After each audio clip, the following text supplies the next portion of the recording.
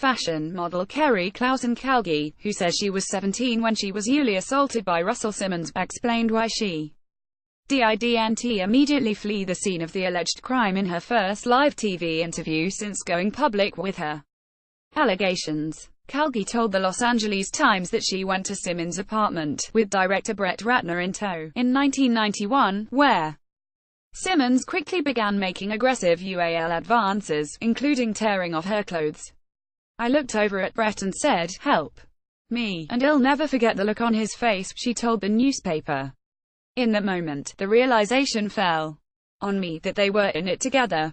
Calgie said that Simmons then tried to force her to have intercourse, which she fought wildly. He coerced her to perform oral, though, she said, and she acquiesced. After that initial assault, though, Calgie didn't run out. She clarified on Megyn Kelly Today, she stayed and took a shower. While taking a shower, she told The Times, Simmons walked up behind her and briefly penetrated her without her consent. She jerked away and then he left, she told the paper, saying of the experience, "It hurt so much." Calgie defended her behavior in a video interview from LA. She is 9 months pregnant and expecting her third daughter on Monday, Kelly explained. She said SHES learned that UAL assaults don't follow a cute-and-dry pattern, but women often fight, flee or freeze.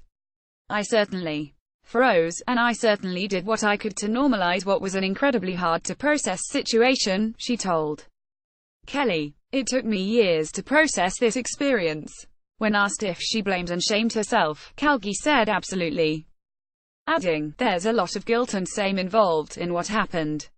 When asked how she refused Simmons' advances, Calgie said, choking up, that she made it clear with her body language, adding, "It's very apparent when someone doesn't want an advance to happen." Her body was closed, she said, and she asked Ratner for help, but after seeing his face she realized this was their plan all along, she said. No help was gonna come. Simmons strongly disputed Kaliash's account in a statement to The Times, claiming, "Everything that happened between us 26 years ago was completely consensual and with Kerry's participation." In a statement received by THR, Simmons added, "I completely and unequivocally deny the horrendous allegations of non-consensual against me with every fiber of my being." Ratner's attorney Martin Singer said of the incident with Calgie that Ratner has no recollection of her asking him for help and didn't see her protest.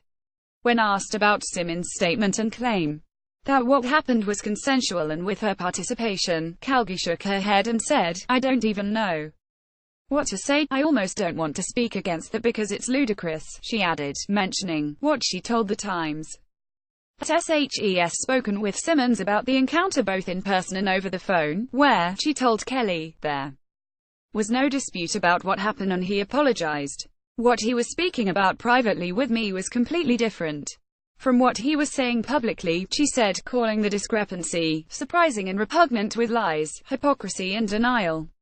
Calgie said that she saw Simmons at the Soho House in West Hollywood last year, where he approached her and delivered a really touching, remorseful apology for his behavior. Simmons' attorney, Brad D. Rose, meanwhile, says the apology was in context for the embarrassment and upheaval the weekend caused her connected to her infidelity. She disputes that account. Calgie said she reached out to Simmons after The Times posted its November 1 story about Ratner and said she was considering telling her story. He called her and they spoke for 27 minutes, phone records reviewed by The Times reveal. She said during that call he didn't deny any of her claims but apologized and mentioned that helps the father of 2 daughters.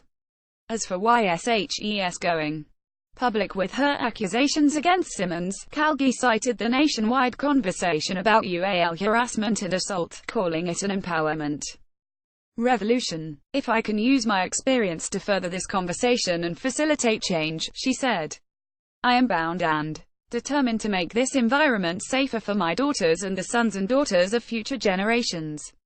This article was originally published by The Hollywood Reporter.